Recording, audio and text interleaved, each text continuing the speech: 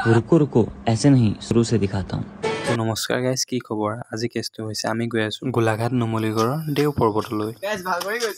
আমি আহিছোঁ টোটেল 5জন লোক। দেও পাহাৰৰ আৰম্ভণি হয় এই খটখটি বগুৱাৰ পৰাই। এনেকৈ পাহাৰত উঠা অভ্যাস নাই বাবে গোটেইকেইজন অলপ আহি ভাগৰ লাগি বহি দিলোঁ। ইয়ে মই আহিছিলোঁ গোলাঘাট ফুৰিবৰ বাবে। মোমায়ে ক'লে ব'ল দেও পাহাৰকে দেখুৱাই আনো। আহিয়ে দেখিলোঁ স্থাপত্য ভাস্কৰ্যৰ কিছু উৎকৃষ্ট উদাহৰণ। এই স্থানৰ বিষয়ে জানিবলৈ স্ক্ৰীনশ্বট মাৰি পঢ়ি ল'ব, নহ'লে গুগলতো চাৰ্চ কৰিব পাৰিব। এয়া হৈছে মুখ্য মণ্ডপ ভাগ, য'ত চেদেলি ভেদেলি হৈ থকা স্থাপত্য ভাস্কৰ্যৰ কিছু নমুনা আনি এটা সুন্দৰ ৰূপ দিবলৈ চেষ্টা কৰা হৈছে। এয়া হৈছে সুন্দৰ ভাস্কৰ্যৰ কিছু অন্য নমুনা।